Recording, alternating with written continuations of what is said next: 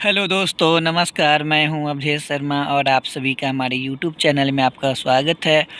आज की वीडियो में आप सभी को बताने वाले हैं कि डिजिटल बैंकिंग से रिलेटेड आप सभी को प्रश्न और उसके उत्तर के बारे में जानकारी देंगे, क्योंकि आज के क्षेत्र में डिजिटल बैंकिंग का बहुत कार्य अच्छे से चल रहा है और हर चीज़ में डिजिटल हो गया है।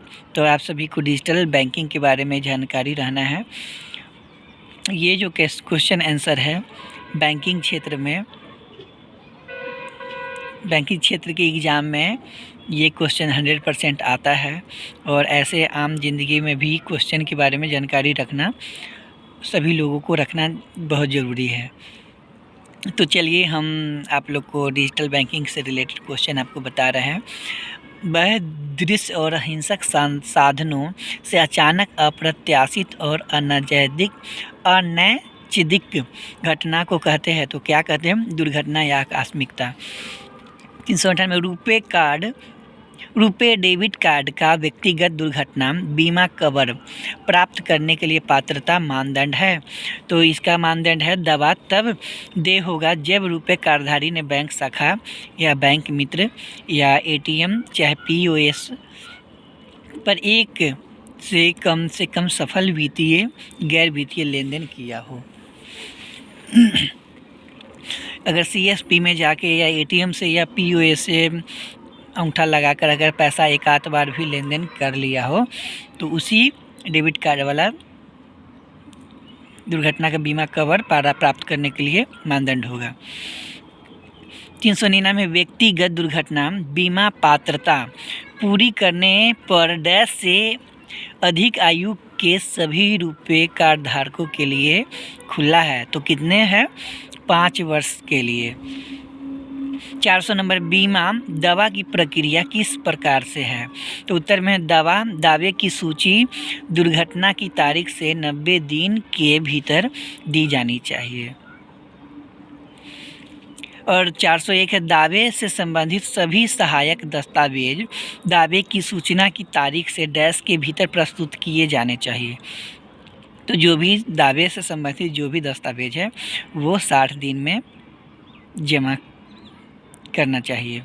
और 402 है पॉलिसी के अवधि से डैश के बाद सूचित किया गया दावा क्षतिपूर्ति के लिए पात्र नहीं है। तो इसका उत्तर होगा 120 दिन के अंदर अगर नहीं जमा हुआ तो वो क्षतिपूर्ति के लिए मतलब नहीं होगा, जो क्षतिपूर्ति का पात्र नहीं होगा। 403 पीएमजेवाई योजना के अंतर्गत खाते में कितने राशि तक ओवरड्राफ्ट सुविधा मिलती है? तो पीएमजेवाई के तहत 5,000 रुपये।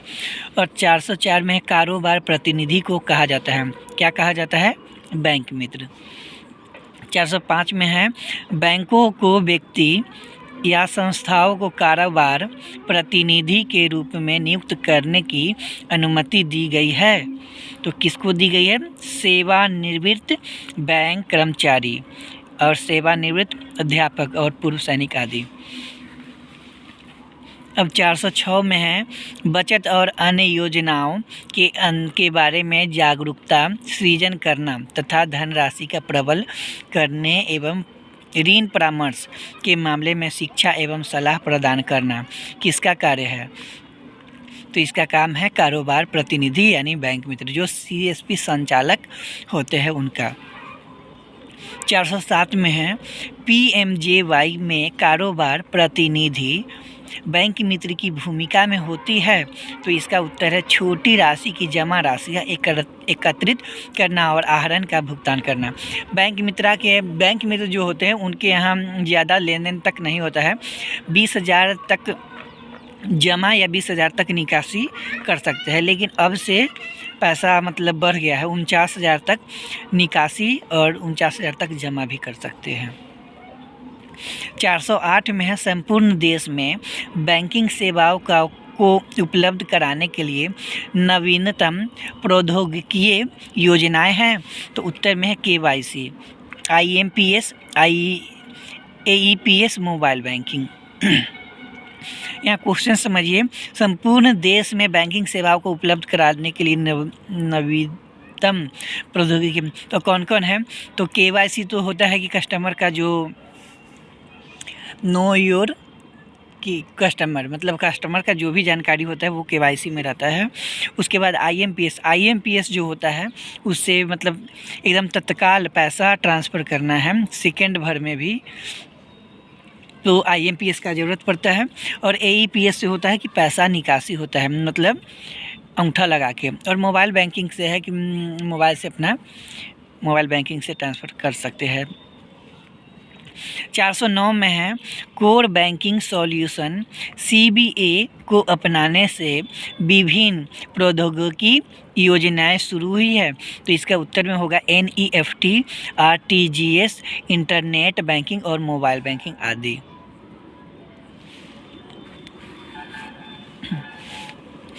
अब 410 में है इलेक्ट्रॉनिक रूप से अपने ग्राहक को जानने को क्या कहते हैं।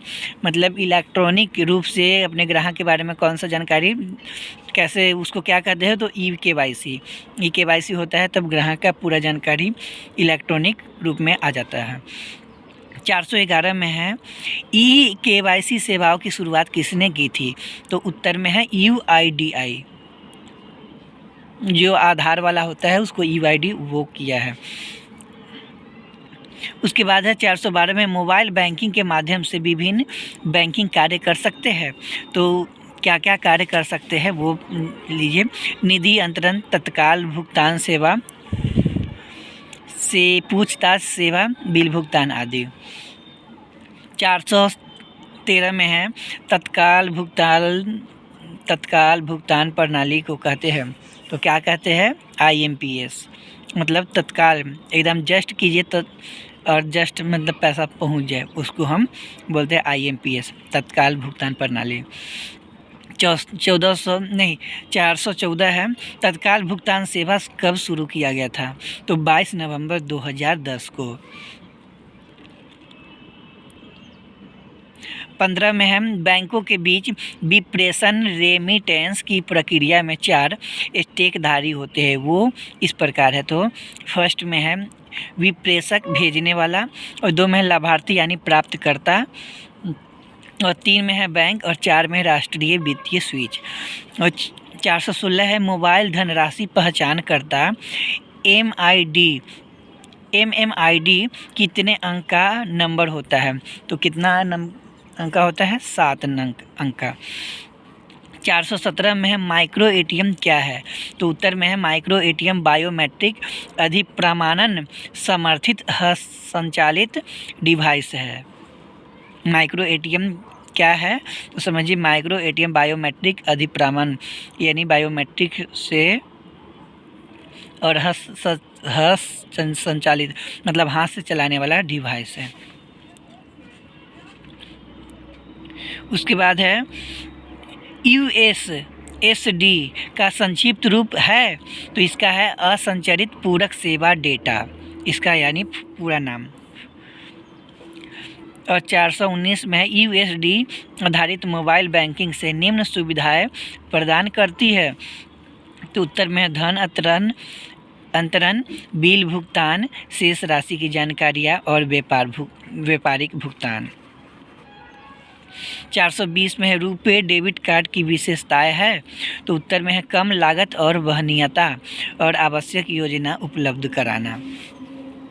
421 में है AEPS का संक्षिप्त रूप है? तो AEPS का पूरा फुल नाम क्या है? आधार समर्थित भुगतान प्रणाली। 422 में AEPS एवं बैंकिंग योजना है जो आधार अभिप्रमाणन का उपयोग करने वाले किसी भी बैंक के कारोबार प्रतिनिधि के जरिए डैश पर ऑनलाइन अप्रचालनीय वित्तीय समावेश लेन देन करने की अनुमति प्रदान करती है। तो उत्तर होगा POS, सूक्ष्म ATM या कियोस्क बैंकिंग।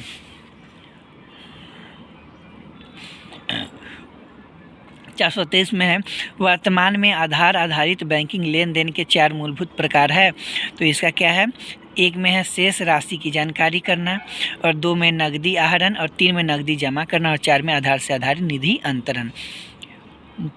आधार से जो लेन देन है उसका 4 प्रकार है, उसके रिलेटेड जानकारी है। अब है APBS का संक्षिप्त रूप क्या है? तो उसका आधार भुगतान सेतु प्रणाली। अब है सरकार और सरकारी संस्थाओं से बैंकों और डाकघरों में लाभार्थियों के आधार समर्थित खातों में भुगतान के अंतरण को समर्थ बनाती है। जिसका उत्तर होगा आधार भुगतान सेवा प्रणाली। इसका शॉर्ट फॉर्म नेम होगा APBS। उसके बाद है वर्तमान दिशा निर्देश के अनुसार स्मार्ट कार्ड के अलावा इन ग्राहकों को ATM, debit card, RuPay card, debit card जारी करने के लिए किस योजना को संशोधित किया जाता है? तो सीधा लाभ अंतरण योजना को। अब है EBT का संक्षिप्त रूप क्या है? तो इलेक्ट्रॉनिक लाभ अंतरण। तो चलिए हम शुरू से आप लोग को बता देते हैं क्वेश्चन। डिजिटल बैंकिंग से रिलेटेड शुरू से क्वेश्चन हैं, तो आप सभी बताइए हमारा वीडियो कैसा लगा। अगर हमारा वीडियो अच्छा लगा होगा तो लाइक कीजिएगा, कमेंट कीजिएगा, चैनल को सब्सक्राइब कर लीजिएगा, ताकि आपको जीविका से रिलेटेड और बैंकिंग से रिलेटेड क्वेश्चन वगैरह आप सभी को अपडेटेड मिलते रहे। अगर हमारा वीडियो अच्छा लगा होगा तो शेयर ज़रूर कीजिएगा। धन्यवाद।